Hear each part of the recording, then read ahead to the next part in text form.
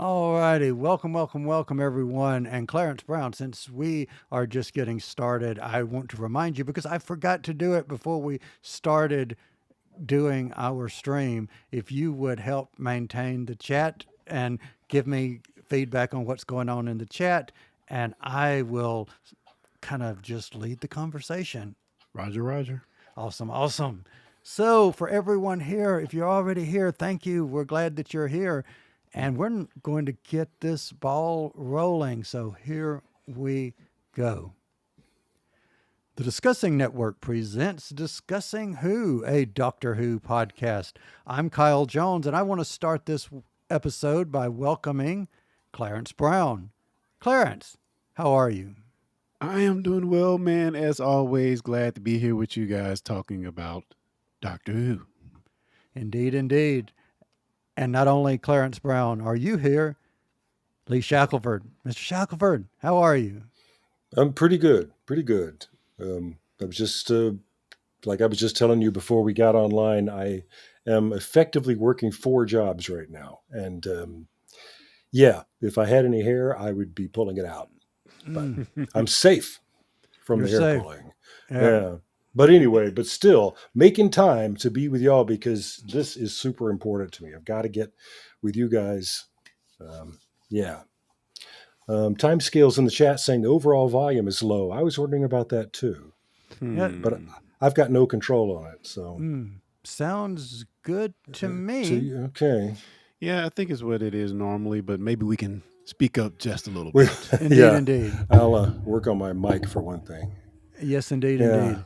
Well, okay. the one thing is, I don't want to get too high and too speaking up No, because that will make it difficult when we're editing it for the yes, podcast. That being said, we're going to turn it up not to 10, not to 11. We're going to turn it up to 73 because that's why we're here. Ooh, I thought you were going to say Cha-ching. 15, but you got me. Yeah, okay.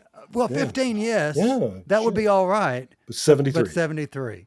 All right. So, Clarence, if we have someone listening or watching that has never listened or watched before, how could they find us on the internet? You can find us on all podcasting platforms and YouTube, of course, at Discussing Network. And also, issue a call to action. You can support the show by subscribing, leaving a review, and telling a friend. If you have something you want us to know or want us to review, you can send that into discussingwho@gmail.com or hit us up at Discussing Who on any and all social media. Indeed, indeed. And Lee Shackelford, there's something you also like saying, and that is. I'd love to say thanks for joining us, folks. We know you got a lot of other things you could be Yeah. doing. Many of you may be busier than I am. And here you are, nonetheless. And we appreciate the compliment. We'll try not to let you down. Indeed, indeed, indeed. And I want to give a real good welcome to everyone in the chat. Thank you for being here. Already glad that you are here with us. So I think let's just say if you have not seen this episode, put us on pause, go out, watch the episode, come back because from this moment forward, spoilers. Alrighty, the spoiler warning has gone out, and we are back to review 73 Yards. This is the fourth episode of the 2024 series of Doctor Who, first streaming / airing on the 24th and 25th of May, 2024.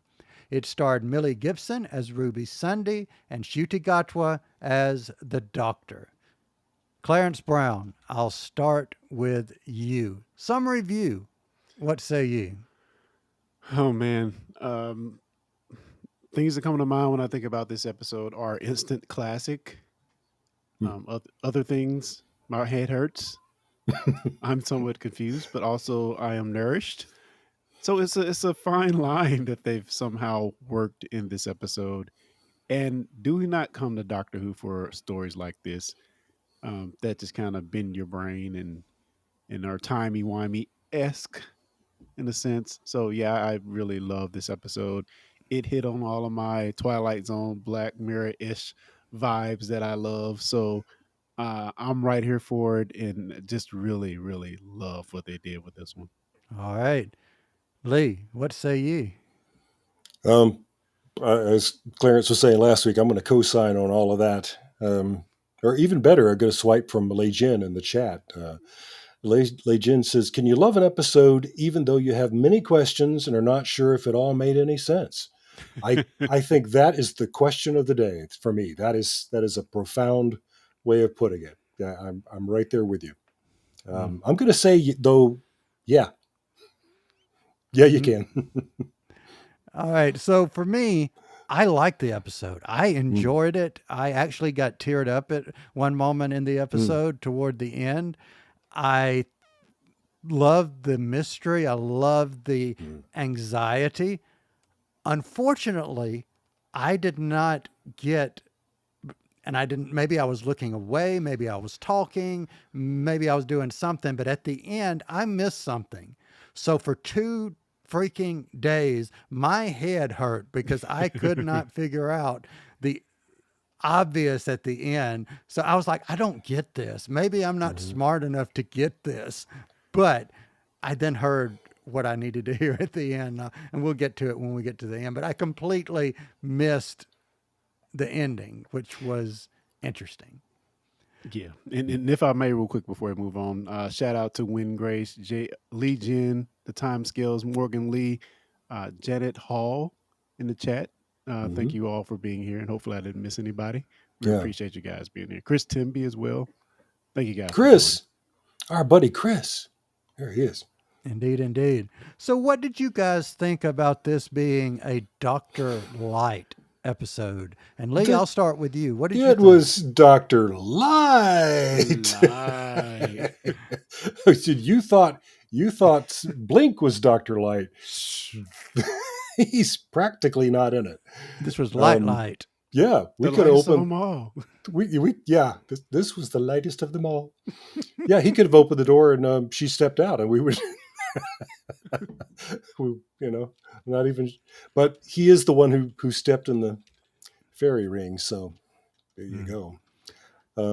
But it works, and it still functions inside the Whoniverse. It still adheres to the rules of the show, I guess, except that I think there's actual witchcraft. I don't know. No. Clarence, what do you think? Dr. Light.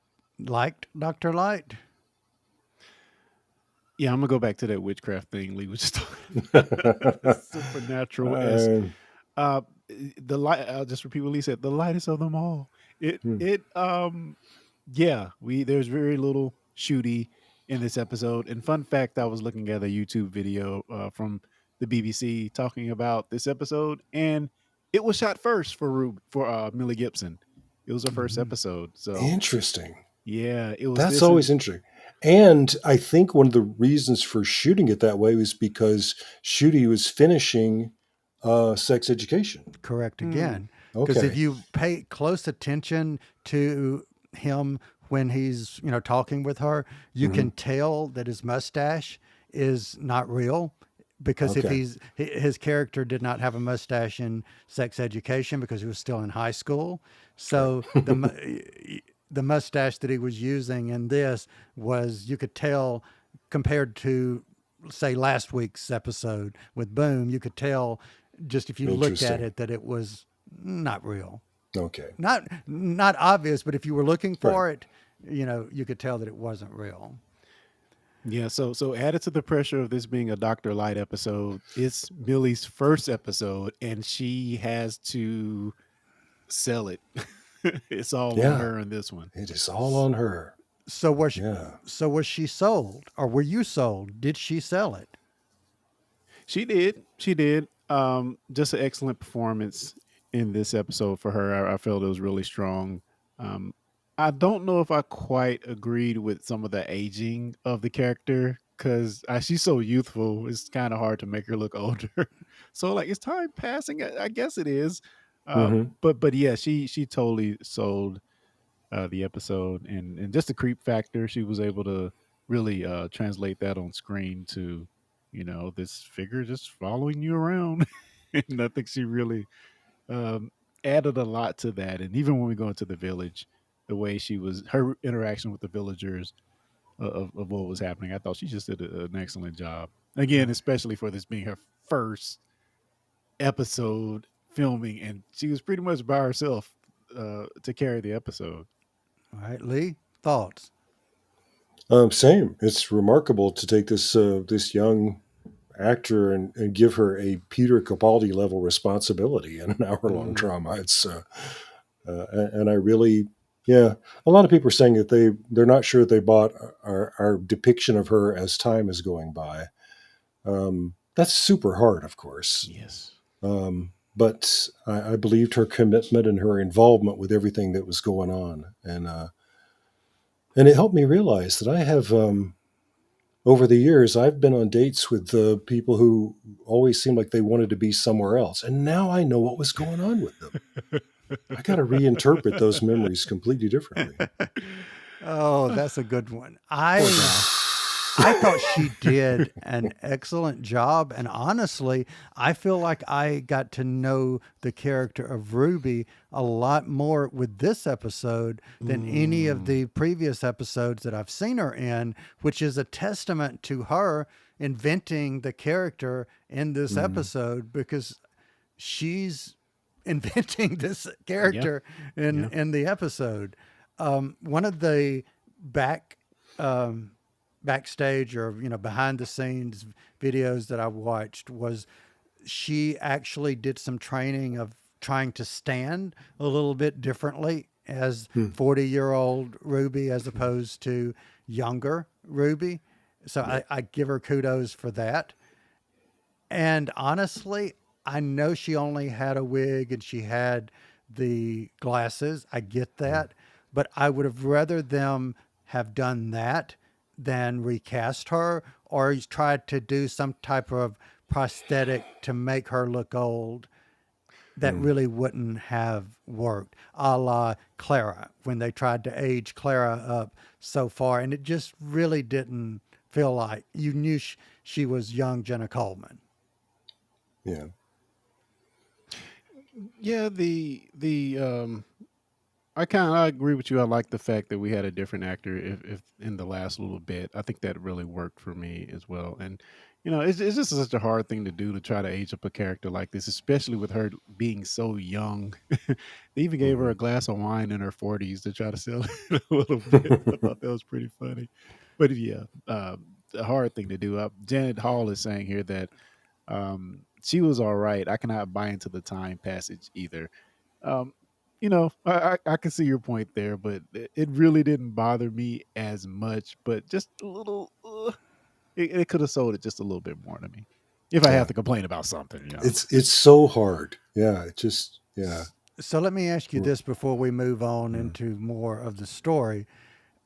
No opening credits. Lee, did you like not having opening credits? Or why do you think, or let me ask you it this way. Why do you think, from a story point of view, did they choose to not have the opening credits? I think we're supposed to be disoriented from the beginning, and that's disorienting. We're still sort of waiting for that other shoe to drop, so to speak, and and it doesn't happen. I remember that Clarence and I liked this, and you didn't. That they did that in Sleep No More, so that we understood that this isn't an episode of Doctor Who. It's the found records, video records of this crew in space. And the same thing's happening here. This isn't a Doctor Who. It's something that happens to Ruby. Interesting point of view. So, I don't know. No, that's how I read it anyway. What did you think? Clarence, I know you're not a big fan of opening credits, so yeah. I mean, I don't hate them. I think for me, even like coming away from the Ruby's story point of view, but just being totally into the episode. It's to me, the credits are akin. I know this is blasphemy, to like a commercial break. We're skipping the action just a little bit to set you up before we dive back into it. But for me, do not blaspheme. It was almost like don't blink, because the fact that we didn't have the credits, I was just like sucked in and never even. It felt like I never looked up to the end of the episode because it was so engrossing and no breaks to really bump me out of it. So from that point of view, I kind of like the fact that we didn't have credits in this type of story. So we heard the name of the next spinoff of Doctor Who. So if you haven't heard that, again, spoilers, the next is going to be the war between the land and the sea. And I believe we all assumed that this was going to be some type of Sea Devil or Silurian type story. But this kind of put it in a little bit of a different context because the Doctor, in both iterations of the scene where they're coming out of the TARDIS, makes reference to the war between the land and the sea and made it sound a little bit more mystical as opposed to Silurian Sea Devil Right. land dwellers. Wait, are you serious about that? Are you? No, I'm really being confused. serious. What? I know I'm 100% serious. There's a spinoff called The War Between the Land and the Yes. Sea. Yes, that was announced sometime last year. Or as Timescales is reminding us, you could call it surf and turf. Indeed, indeed. Ooh, That delicious. sounds ridiculous, but okay. Yeah, I have heard this too, and I didn't even credit it. I just there's so many rumors and weird things going about, so I just thought, yeah, maybe. Well, But maybe it. Go ahead.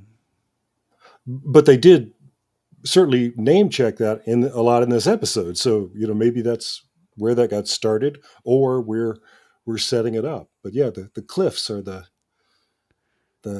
boundary between the sea and the land. So, Indeed. yeah. Maybe it was just a throw in line. Maybe it was something intended. Who knows? Maybe it's going to be a twist that comes in later on. Oh God. Perhaps at the end. Oh, I got a oh God from Clarence. Awesome. Yeah, there you go. So Or Clarence, perhaps at the middle too. Like or Sometimes, walking up a cliff. What did you think of seeing Susan Twist again? well, we've come to expect it now, right? True. Um, so yeah, and once again, she and the Doctor are not face to face. So just that's going to be a thing.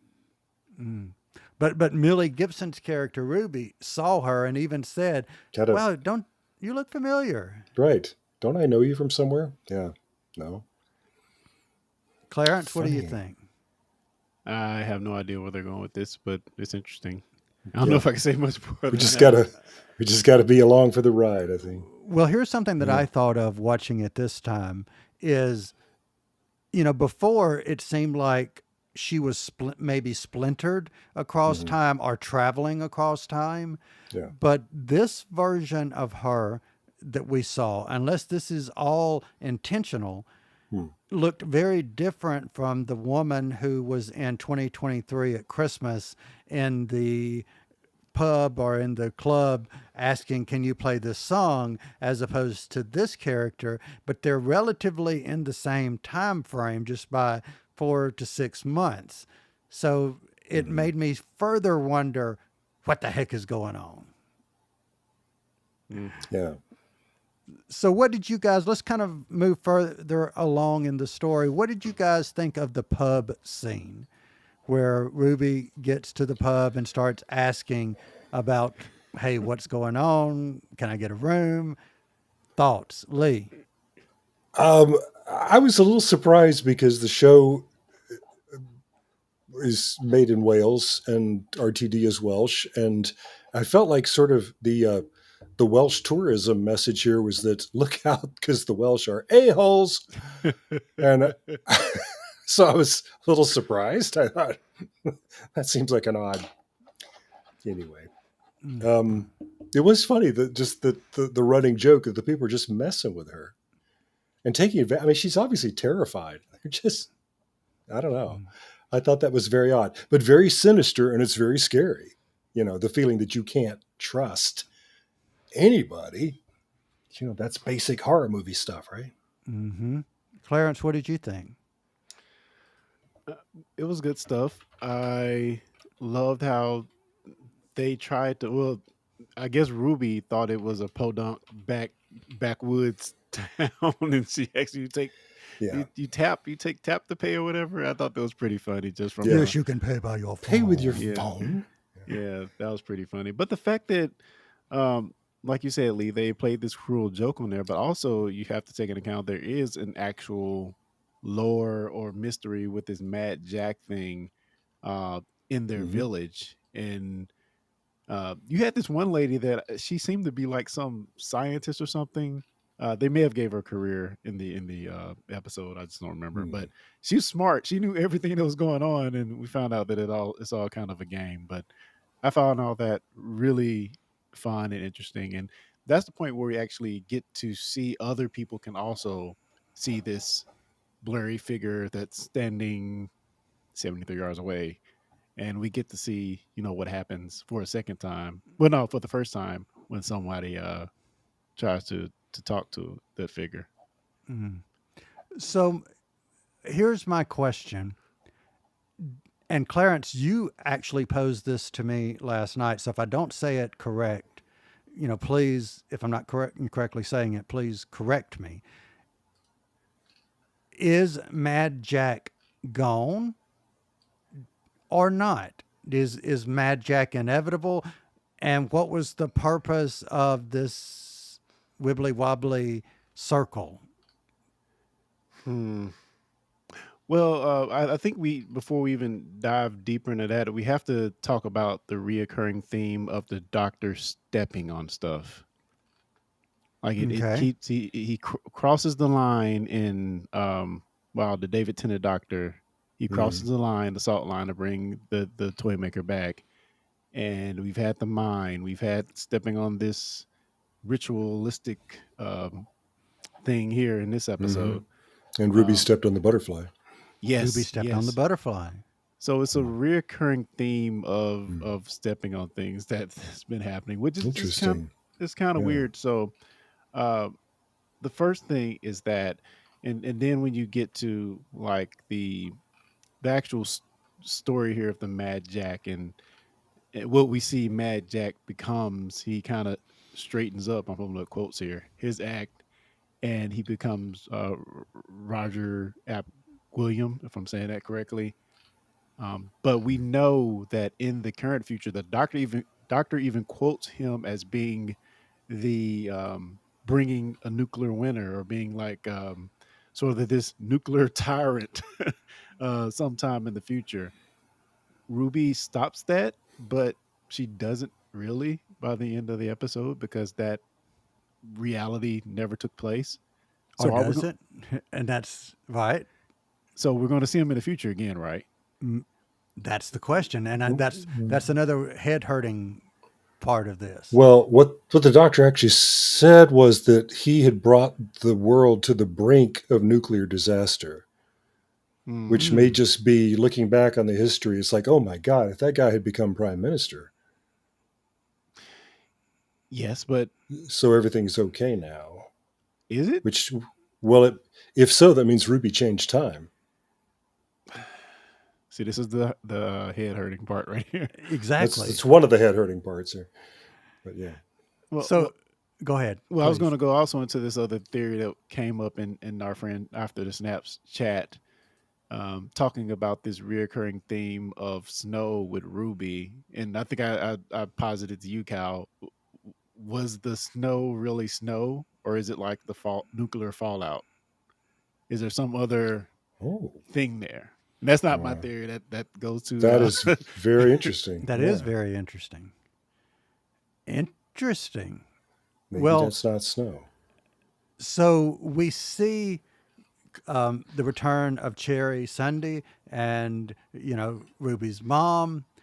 We see Mrs. Flood for the first time since the Christmas episode. Yep. We haven't seen Mrs. Flood in a while. She actually says, "This has nothing to do with me," and exits stage left. Hmm. Interesting comment. This has nothing to do with me, and exit stage left.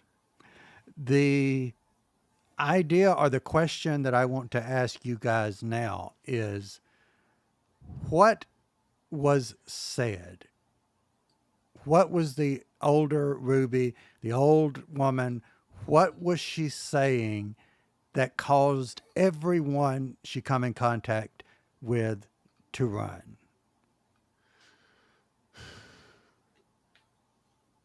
Dum dum dum. Maybe you know something we don't. I'm just Yeah, asking. No, I have I- I just want to know what you guys think, and then I'm going to tell you something I noticed. I want to see if you noticed it yeah, too. yeah. I don't either, uh, and that's one of the reasons why I felt like I need to make time to watch this again, because then her brilliant maneuver with the future prime minister is to get 73 yards away from him so that he'll panic and run away. But that's not how it worked before. That other people have panicked and run away when the woman got close to her. Or was the point that Ruby was getting at that distance so that the woman would be, she's maneuvering the woman like a weapon to get next Yes, to. Yes. yes, Yes. yes. Okay, She's moving the woman into. She's aiming the woman at him, basically. okay. I just wasn't clear about that. And yeah, um, okay. Which means you need to be watching this on a big screen. Because remember, Okay. they said right before they walk out on when she starts walking out onto the field, they make a reference to he's now the prime minister, but he still shakes everyone's hand and speaks to them. Right. So by maneuvering her onto the stage by him, He will approach her. he will Yeah. approach her. Yeah. Well, that's very clever. Then that was the one thing about that I was confused about. But I also, since if it's her, what on earth is she doing as an old woman that is so terrifying, and Yeah. why? Yeah. To me, it was creepier not knowing it was Ruby, because then the old crazy figure could be saying anything to spook these folks. But now Mhm. that we know it's Ruby, I'm like, what? Was What there was she? was there a plan? Like, And here's what I noticed, and this makes it even weirder slash creepier. If you go back and you look, every one of them, when the woman starts saying whatever it is that she's saying, and Ruby's mom even says she looks like she looks, or she sounds like she is, or something to that effect, something very cryptic. But every one of them look at Ruby, I believe, before they start running. So it's almost like she says, blah, I am blah, blah, blah, blah. They look at her and run away. Hmm. Maybe. Maybe. But wouldn't it be sufficiently creepy enough to just see this figure that is imperceptible from being right in front of him? Because I don't know if I remember this from the show, or was it I heard Russell T talking about this. But the thing is, like, even if you're close, no, it was Kate. Even when you're close, you still cannot see the face. It still appears as if you're 73 yards away, as far as recognizing the figure right in front of you. right. That's right. Because Yeah. even unit cameras can't take a photograph of her. Right. Yeah. Yeah. And I loved how they did this casual progression of technology to try to figure it out. Okay, first we're going to send a person. That person runs out. We send another person. Next, we're going to send the mom with the phone, and we're going to Yeah. try to talk to It's very the scientific. figure. Yeah, and then next we get to the ultimate unit, all the power and technology in the world to try to figure out what's going on. Soldiers everywhere, and still they can't take a picture. Disengage. Yeah, Yes. they run for their life. So In the chat, Nicole is putting forward the theory that I really like, that this is magic. So older Ruby doesn't say anything, but when they get close enough to her, they are repelled somehow. So it's not any doing of hers. Maybe. that's Yeah. that's quite possible. Hmm. So let's jump up. Well, actually, let's talk about Roger for a moment. Yeah. I liked how they made him a creep and a monster without just saying that he was a creep and a monster. They didn't, it was sort of like you insinuated what a creep and a monster this guy was, because obviously he was doing something horrible to that aide or assistant. But I liked how they let the viewer's mind assume whatever the viewer's mind assumes, Yeah. as opposed to, because again, this is still a children's show to some extent, or a tea time or a young person's Family. show. Yeah. so you didn't have to go Torchwood with it, because I Right. think Torchwood you would have just blatantly said whatever it was that he had done, So I do like that they did that, but the actor did an excellent job of coming across sleazy and maniacal and just really unsettling, at least in my opinion.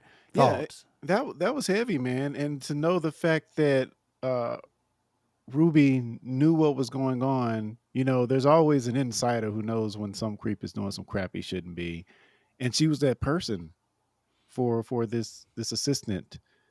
But in an effort to execute her plan to eventually nail this guy, she chose not to speak up. So there's a lot of messages in that what was going on with William there that can harken definitely to things going on these days. And yeah, just a powerful message. Not well, it was in your face, but they just could have went more extreme with it. So I'm kind of glad they didn't. But the point is still there, loud and clear, what was going on. Indeed, indeed.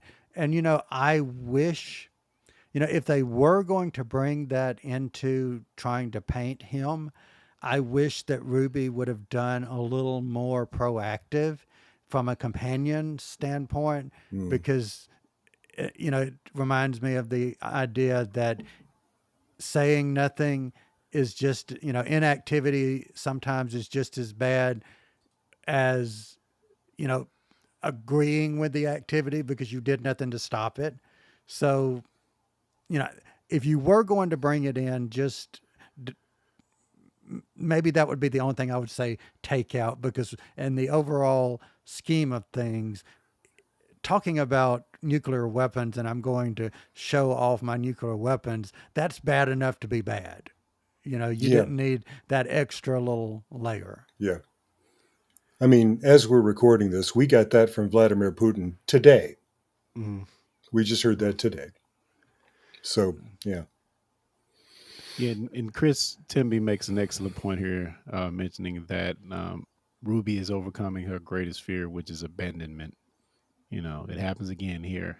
So, And it's one of the things to admire about this performance, as somebody else pointed, I think it was Lei Jin pointed this out earlier, is look at the punch in the gut every time somebody sees the old woman and runs away. That mm, it's that whole life story for her, and it's happening again. And when Kate runs past her and gives her that look of mm, scorn and mm, contempt, yeah, Ruby's reaction is heartbreaking. Mm. It's a lot.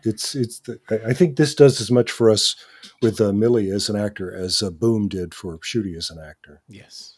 Indeed, So indeed.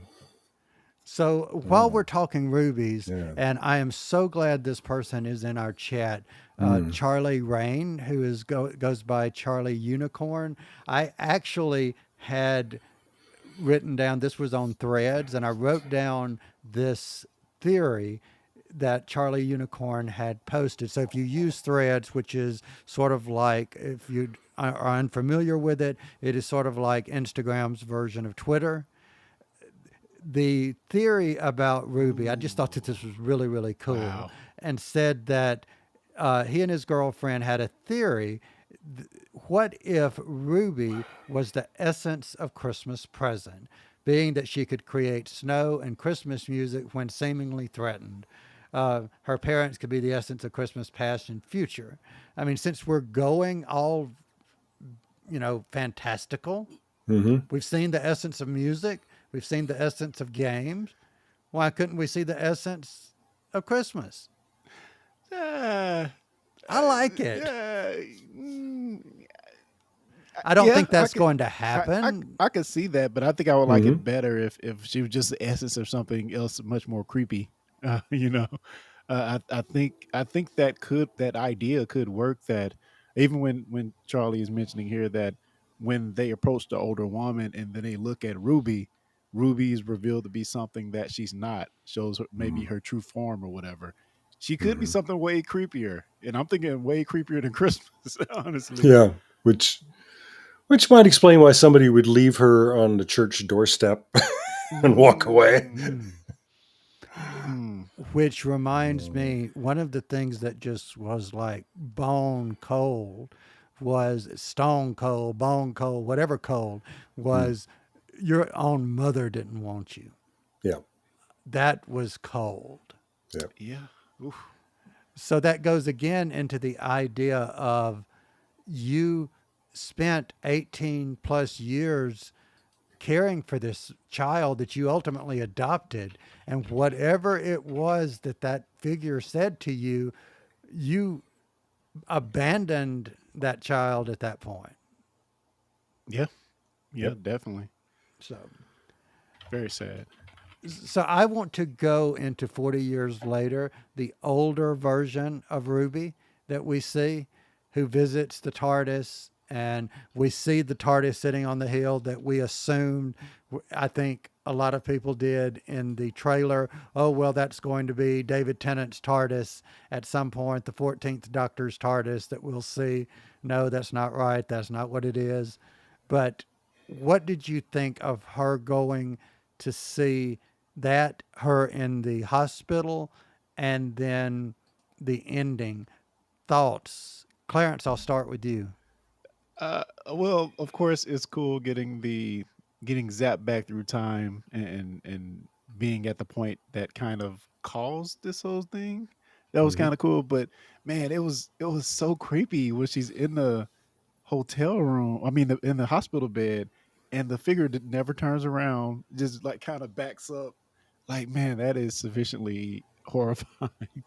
um, but yeah, seeing her go back to this point, um, I was still kind of wondering how they would kind of right the ship, which they did by, I'm assuming, by her getting there a split second earlier, or either speaking up a split second earlier before the doctor actually steps on the ritual thing.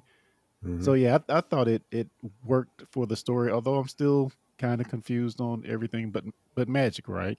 So I mean, maybe we'll get the explanation later. But let me mention this. What I do like about this episode as well is, even though we don't get full resolution, and who knows if we ever will get full resolution, even if there's a bigger story that they're plotting in this, I still like that this episode was so satisfying. In light of, even with not knowing what comes next. Again, instant classic to me. All right, Lee, what did you think of the older ladies scene, the older actors' scenes as Ruby and that ending? I liked her visit to the TARDIS, um, and everything that she said there. It seemed like it was helping us to pull all the threads together. But as a huge fan of 2001: A Space Odyssey, I could not help but think of that as the old person is in bed dying, and then a mysterious shape appears, and then they disappear, and they are young again. I thought, hey, that's 2001. That movie Uh, confuses me too. well, that's right. So you're scratching your head in the same way at both of these. Like, I think I understand what happened there, but hmm, See, not I sure. Right? always saw it as the reason that the figure was approaching her backward, Space baby. Sorry. she was coming in backward, is because she was, and because at the end, right before she gets totally right there up on her, she reaches out, and then that's where it just does that rewind. It just felt like the figure was reaching, it was 73 yards for 65 years, and then got closer and got closer. And I just Hmm. felt they merged at that point, because she's moving toward her, she's reaching for her. And that That's was where yeah. I just kind of got that merge. That's the only sense I can make of that too. Yeah. But what really got to me in all of the scenes that actor had, which she did a phenomenal job, in my opinion, was, and it just like broke my heart when she said this, where she says, I used to could make it snow. Well, we as the audience know that that's true. And the nurse, not doing anything wrong, was not rude, was as loving and caring as she could be, was like, yes, yes, just let, if you, but that dismissal. Yeah, a third And person. Yeah, that just with my own mother being in her mid 80s, that just Yeah. really got to me, because of that. Just reminded me that no matter how old you are, if someone is older, respect what they say, because you weren't in their shoes. Yeah. Yeah. They You have don't seen know things if you you, have not seen. yeah, and they may have made it snow. We just don't know. Hmm. But that really was well done, because I thought it was just an awesome thing. And what I did not get, I said this at the beginning of our review, what I totally did not get at the beginning was I did not hear the line, "Don't stop," or "Watch your step," or "Don't Hmm. step on," or whatever that was. I didn't hear that. So I was freaking confused at the end, because I didn't get that. And then yesterday I rewatched it and I was like, Hmm. oh, well, now it Oh makes yeah. sense. That's all right then. Exactly. So he disappeared because he stepped on the ritual. That's that's what we're getting right. Magic. That's I guess. what I I mean, think. I'm a little troubled by the revelation from Kate Stewart that unit operatives in the field are equipped against magic. So now that's a canon that unit is taking magic seriously as well too. So, which I guess they'd have to after the giggle, but And hasn't uh, Stewart been able to look past perception filter before with the psychic paper? Well, that might be a different thing though. But well, no, she said we've had all that training, and I mean, she's kind of patting Ruth on the Ruby on the hand and saying, "We got this. Believe me, we don't even get fooled by the psychic paper. We got this," and they don't. Mm. So, it, it's so tragic to see her finally get someone like, oh yeah, Unit has this. Unit is going to get her right. We're going to solve this story, and they just yeah, run for the hills. this is the second time we got to see Kate Gemma Redgrave basically play two versions of Kate Stewart. That's kind of Mm. interesting because she did it in the Mhm. giggle as well. So And anyway, I saw well, no, I heard something that she said. It's something about your timeline. So it's yes, almost as if there's acknowledgement that there's more than one timeline going on. I see yep. that Grace just brought that up. Yeah, I wanted to bring it up too. And when Grace says, remind us, yeah, Kate says the timeline has been suspended along your event. Wow, I And didn't she pick that says up. that very casually, like, Unit knows all about this too. So, Mm. wait, what? Huh. So is the You, doctor gone, or just gone from her? Because I'm assuming in that 40 years, 65 years, all of that time, there's no No doctor. doctor out there in the mm, universe, which is Hmm. scary considering how, in the past, we pretty much said the universe needs the doctor. mm. So And the earth is defended. the earth is defended. Yeah. All right. So, any other comments that you guys have that you guys would like to bring up before we get into our favorites? I hadn't thought about it before, but since several people have brought it up, I'm now thinking about the Christmas invasion, which I guess is what may have me thinking, we are defended. You remember that at the end, everybody rejoices because it's snowing, and the doctor says that's not snow. No, it's ash. Yeah, it's the Sycorax ship that Torchwood just blew up, shot them in the back. And yeah, and so several people here were putting this forward. I hadn't thought about it before. Maybe Ruby Snow isn't snow. Mm. Hmm. But we shall see. We shall see indeed. All right. So, gentlemen, let's go Hmm. ahead and move into our favorite scene. And for everyone in the chat, I already have a lot of final ratings from our Facebook page. And whenever I say a lot, I am so happy how many I This is have. a lot. Yeah. So if you would like to give us a 5 out of 10 somethings out of 5, or whatever your rating is, put it in the chat. We will, mention those in a few minutes. But for right now, favorite scene Clarence Brown, what was your favorite scene? I think I have to go back to the unit scene. Um, just from the fact of all of the unit forces descending and our technology and we have all this and you know Kate is just so confident as she sits there talking to Ruby, but lo and behold, yeah, she out of there too. She gone. So I thought that was just heartbreaking, but also a fun scene as well. And I'm not Awesome. usually the unit person. I've been a person that doesn't love unit, and I actually Yeah. like them in this scene. So All right.